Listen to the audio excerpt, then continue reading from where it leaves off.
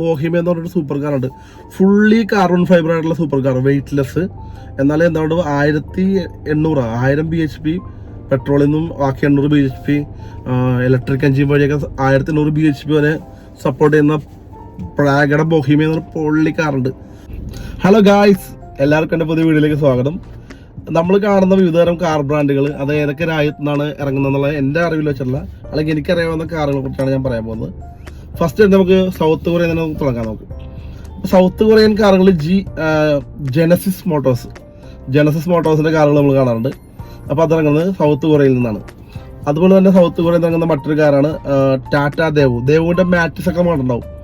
പണ്ട് നമ്മുടെ റോഡുകളിലൊക്കെ ഉണ്ടായിരുന്നു, ഇപ്പോൾ അത് കാണാറില്ല, നിർത്തിയെന്ന് തോന്നും. നമുക്കിവിടെ വരാറില്ല ദേവു മാറ്റിസ് എന്ന കാറൊക്കെ. ചെറിയ കുഞ്ഞു കാറ്, ദേവിൻ്റെ വലിയ വണ്ടികളൊക്കെ ഉണ്ട്, നല്ല വണ്ടികളാണ്, പവറുള്ള വണ്ടികളാണ്. അതും സൗത്ത് കൊറിയയാണ്. പിന്നെ നമുക്ക് എല്ലാവർക്കും അറിയാവുന്ന ഹ്യുണ്ടായി സൗത്ത് കൊറിയയുടെ ഒരു മെയിൻ കാർ ബ്രാൻഡാണ്.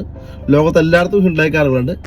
അവരുടെ ഒരു ഫ്ലാഗ്ഷിപ്പ് മോഡലാണ് കിയ ഇപ്പോൾ ഇഷ്ടംപോലെ ഇറങ്ങുന്ന മോഡലാണ്. Kia Seltos, Kia Sonet, Kia Carens, അങ്ങനെ ഒരുപാട് വണ്ടികൾ ഇറങ്ങുന്നുണ്ട്. അപ്പോൾ ഇതെല്ലാം സൗത്ത് കൊറിയയിൽ നിന്ന് ഇറങ്ങുന്നത്. ഓക്കെ, അടുത്തത് സൂപ്പർ കാറുകളുടെ തറവാടെന്ന് പറയുന്നത് ഇറ്റലി എന്ന് പറയുമ്പോൾ നമുക്ക് ആദ്യം ഓർമ്മ വന്നത് ലംബോർഗിനിയെ കുറിച്ചാണ്.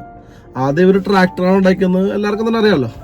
അപ്പോൾ Lamborghini, Ferrari, Maserati, Alfa Romeo, Fiat, Pagani.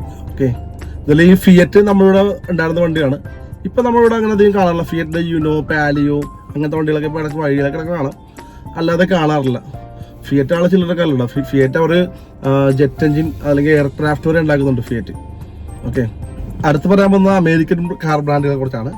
Chrysler, dodge, Chevrolet, Ford, അതുപോലെ തന്നെ കാഡിലാക്ക്, ടെസ്ല, ലിങ്കൺ, ഹമ്മർ, ഇതൊക്കെ നമ്മുടെ, അതുപോലെ ജീപ്പ്, ഇതൊക്കെ USA ഇറങ്ങുന്ന വണ്ടികളാണ്.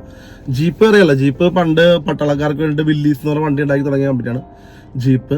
പിന്നെ ബാക്കിയുള്ളതൊക്കെ നമുക്ക് എല്ലാ വണ്ടികളും നമ്മൾ കണ്ടിട്ടുണ്ടാവില്ല, നമ്മളിവിടെ ഇല്ലാത്ത വണ്ടികളൊക്കെ ഉണ്ടായിരുന്നു. ക്രിസ്ലറൊന്നും നമ്മളിവിടെ ഉള്ളതായിട്ട് എനിക്ക് അറിവില്ല, ഇതുവരെ കണ്ടിട്ടില്ല. അതൊക്കെ സിനിമയിലും അല്ലെങ്കിൽ സീരീസുകളിലൊക്കെ ഈ വണ്ടികൾ കണ്ടിട്ടുള്ളത്, പല വണ്ടികൾ. അപ്പം നമ്മൾ കാണാത്ത വണ്ടികളും ഉണ്ട്, പക്ഷേ അറിയാവുന്ന വണ്ടികളെ കുറിച്ച് പറഞ്ഞപ്പോൾ ഇത് കൂടാതെ വേറെ വണ്ടികൾ ഉണ്ടാകാം, പക്ഷേ എനിക്കതറിയില്ല. അപ്പോൾ എനിക്കറിയാവുന്ന കാര്യമല്ല എനിക്ക് പറയാൻ പറ്റും. അടുത്തത് നമ്മുടെ UK ആണ്. നമ്മുടെ കൂട്ടുകാരൊക്കെ ഇഷ്ടപ്പെടുന്നുണ്ട് UK.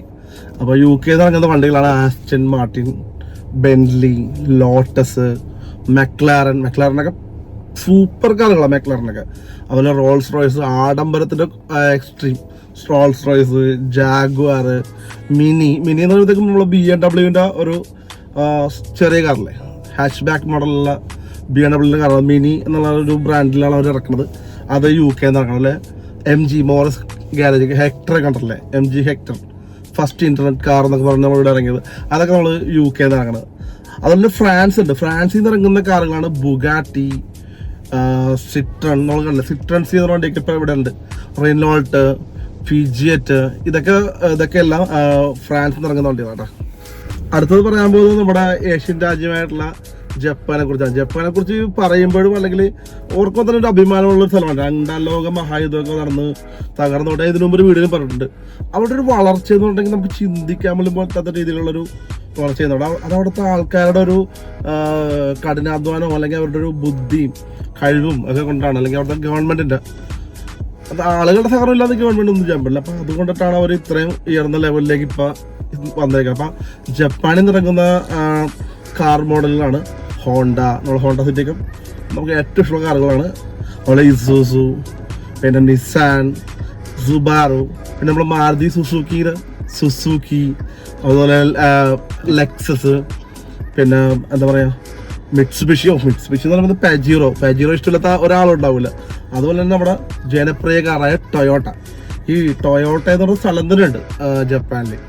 ഈ ടൊയോട്ട കാറുകളാണല്ലോ നമുക്ക് ഏറ്റവും വിശ്വസനീയമായത്. ടൊയോട്ട കാർ നമ്മൾ ഒരിക്കലും വഴിക്ക് എടുത്തില്ലെന്നാണ്. ഇന്നോവയൊക്കെ ജനപ്രിയമാണോ ഇന്നോവയൊക്കെ. അപ്പോൾ ഇതൊക്കെ ഇറങ്ങുന്നത് ജപ്പാനിൽ നിന്ന്. അടുത്ത പറയാൻ പോകുന്നത് ജർമ്മനിയാണ്. നമുക്ക് അറിയാവുന്ന പ്രീമിയം കാറുകൾ നമ്മുടെ കൂടുതൽ കാണുന്നത് ഓഡി, BMW, ബെൻസ്. ഇത് മൂന്നും ഇറങ്ങുന്നത്. ബെൻസ് മെഴ്സിഡസ് എന്ന കമ്പനിയുടെ പേര്. ഇത് മൂന്നും ഇറങ്ങുന്നത് ജർമ്മനിയിൽ നിന്നാണ്. പിന്നെ ജർമ്മനിയുടെ മെയിൻ ഒരു വണ്ടി എന്ന് പറഞ്ഞിട്ടുണ്ടെങ്കിൽ ഫോക്സ് വാഗൺ അല്ലെങ്കിൽ പീപ്പിൾസ് കാർ. നമ്മൾ കാണുന്നത് ഇഷ്ടംപോലെ വണ്ടികൾ നമ്മളിവിടെ ഉണ്ട്. ഒരു റെഡ് പോളോ ആഗ്രഹിക്കാത്ത ഒരു കാർ പ്രേമികളും ഇല്ല. അതുപോലെ പോളോന്റെ GT ഒക്കെ ഓടിച്ചിട്ടുണ്ടെങ്കിൽ വേറെ കാർ ഓടിക്കാൻ പോലും തോന്നില്ല, മറ്റുള്ള കാറായിട്ട് പോലും മലിക്കാതിരിക്കാൻ പോലും ചിലപ്പോൾ തോന്നില്ല. അത്രയ്ക്ക് നല്ല സൂപ്പർ വണ്ടിയാണ്. അത് എന്നെ സംബന്ധിച്ചിടത്തോളം ആണ് കേട്ടോ. ഞാൻ വലിയ സൂപ്പർ കാറൊന്നും അധികം ഓടിച്ചിട്ടില്ല, അതുകൊണ്ട് എനിക്കറിയില്ല. അപ്പോൾ എനിക്ക് ഓടിച്ചിട്ടുള്ള സൂപ്പർ കാറിൽ എനിക്കിഷ്ടപ്പെട്ടത് പോളോ GT തന്നെ കേട്ടോ. ഭയങ്കര രസമാണ് വണ്ടി, ഒന്നും പറയാനില്ല.